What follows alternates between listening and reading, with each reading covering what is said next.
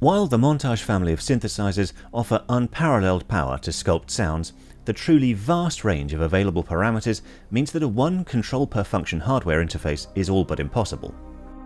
The assignable controls and the quick edit system in the sub-display on Montage M make for a slightly less grueling experience, but it's a far cry from the hands-on experience of sound design with a Mini Moog or a Prophet 5. The PG-AN-X controllers that Yamaha demonstrated at SUPERBOOTH 25 went some way to providing that kind of interface, but they only handled the AN-X and FMX engines, and in order to keep the hardware from being the size of a car, they had to omit lots of parameters even from those two engines. But more importantly, they were a one-off project that will never be made available for the rest of us. So what if I told you that I've built a programmer that surfaces all that power into a logical and approachable one control per function interface with controls laid out like a traditional hardware synthesizer, so that anyone with a knowledge of synthesis could sit down and create sounds without navigating endless menus or hunting for where a control is located? Introducing KDx. What you're looking at here is a single AN-X part from my Montage M.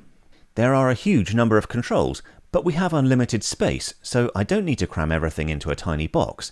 We just need to scroll around to get to other areas of the system. On the left, we have the AN-X settings, including unison and aging, and then below that is the wave folder and its envelope. Next, we have the pitch controls, and then the mixer where we can balance the levels of the oscillators and noise.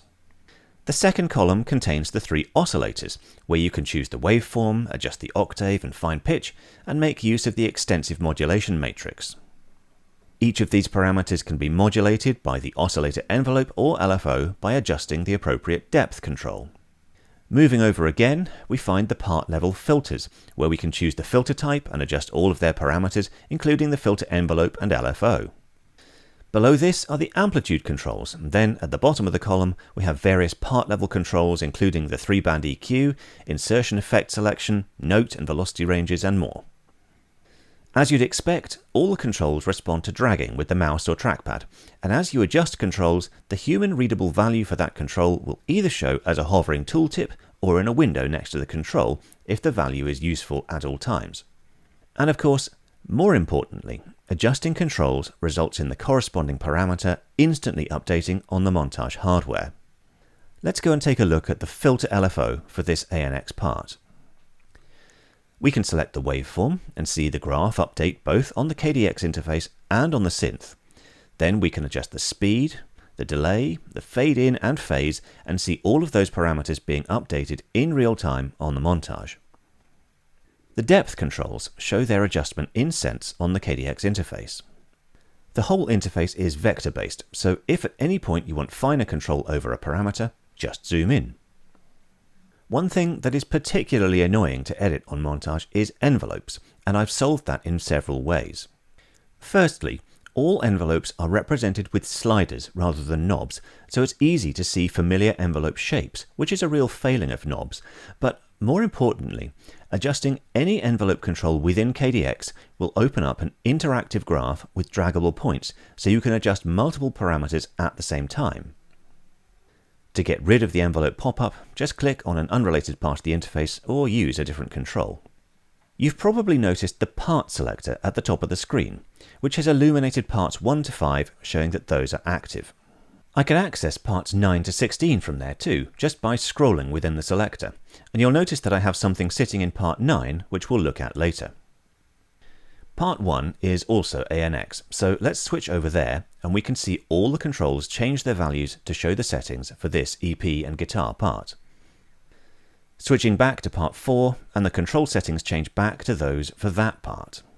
So that's AN-X, which is actually the engine with the fewest controls in Montage. Part 5 is FMX, so let's select that now.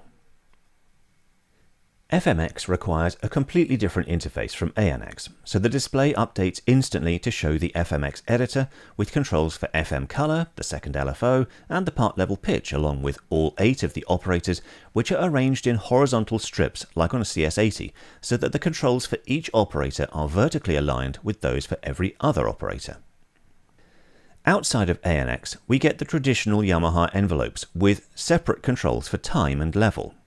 The draggable points on the KDx pop-up graph make these way easier to use than selecting individual parameters on the Montage screen or even playing with the display knobs on Montage M.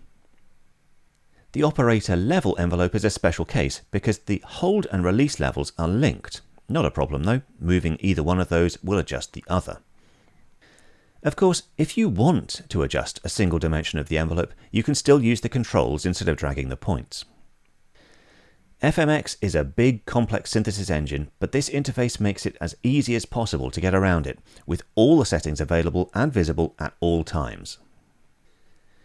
Of course, the heart of Yamaha synthesizers for many years has been the sample-based AWM2 engine, and for just as long, ignorant people have said that Yamaha synthesizers using AWM2 are just romplers.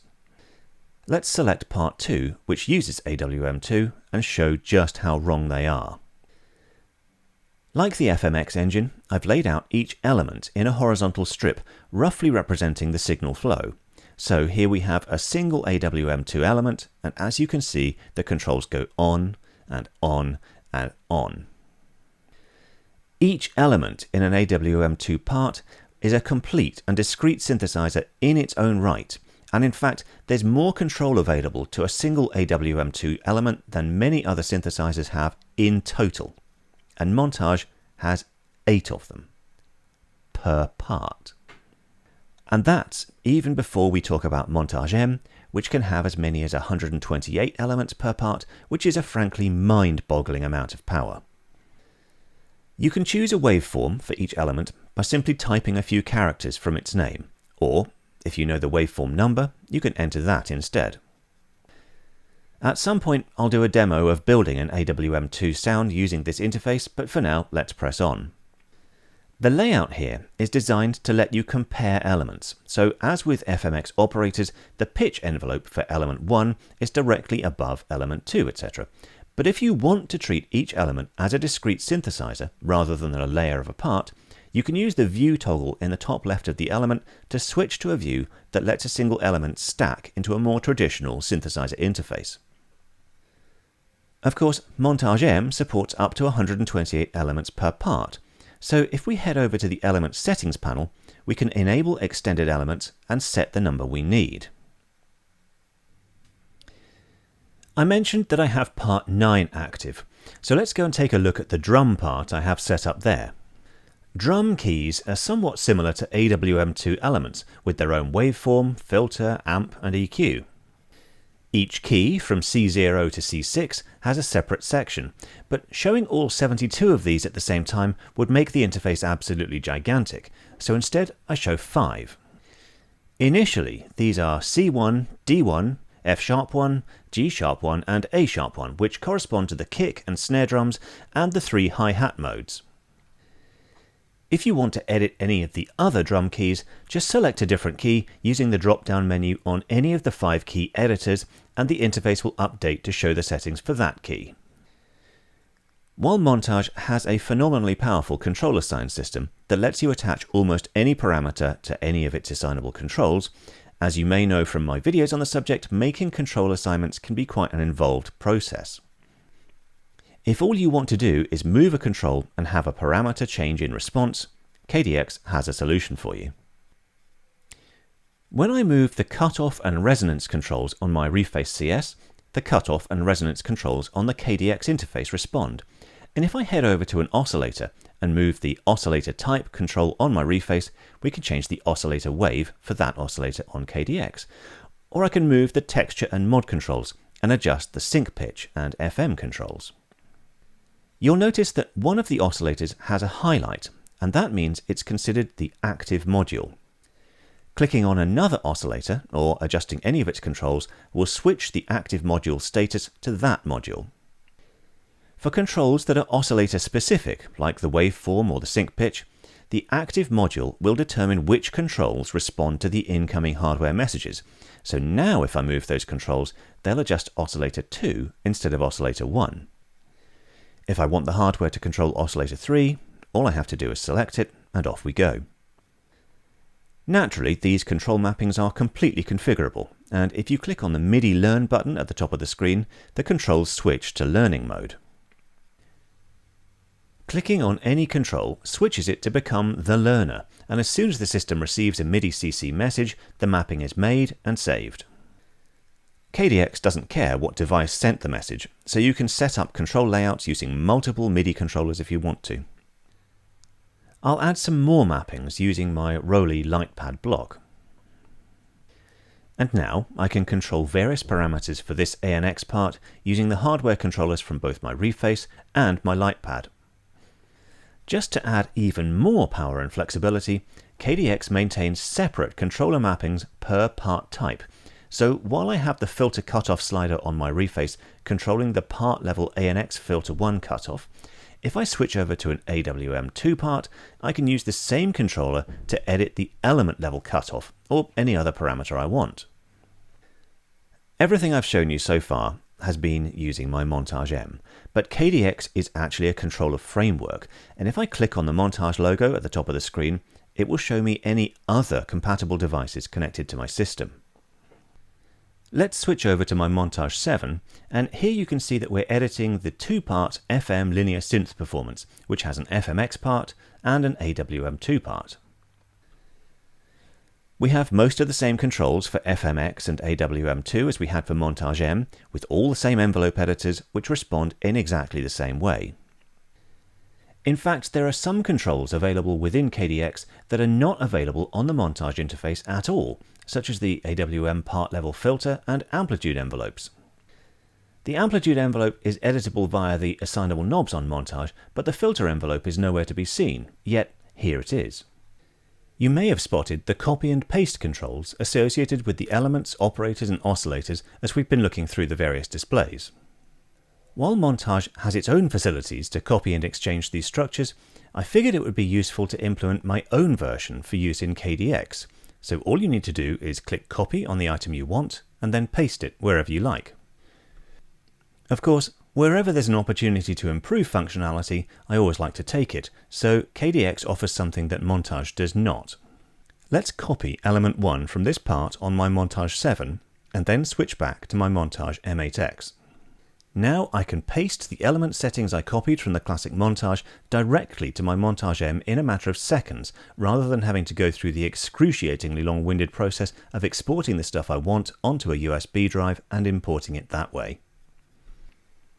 This is not a Montage-only party, and KDx is fully compatible with MODX and MODX Plus, providing exactly the same interface as is offered for the classic Montage. iPad and other iOS devices do not support WebMIDI, which is the system that allows KDx to talk to your synthesizer, so they wouldn't normally be able to communicate with KDx or any other web-based editor, even if they were connected directly to the synth with a USB cable. It's all very well having this massive editor on your computer connected via a USB cable to your synthesizer, but wouldn't it be great if you could sit at your synth and edit the whole thing wirelessly with a multi-touch interface? Well, you can. The relay button at the top of the page will allow KDx to enter an enhanced mode where the device connected directly to the synth will act as a relay for a remote device, even if that remote device has no MIDI support. All it needs is a web browser. I'll click on the relay button and KDx will show me a QR code. All you have to do is scan that code with your remote device or copy and paste the URL shown there, and the remote device will load the page and securely connect to the original KDx instance. Now I can edit using the touchscreen on my iPad and see the parameters update both on the computer and on the Montage. The interface is multi-touch, so I can edit multiple parameters at the same time, which is great for mixers. If I edit something on the computer, the iPad will update and vice versa. Even better, you're not limited to a single remote device, so let's open the code again and scan it with my iPhone. Now I've got two separate remote devices, both of which will respond instantly to each other and to the host KDx instance. Better still, this secure connection works over the internet, so there's nothing to stop you providing the QR code for your session to a colleague anywhere in the world.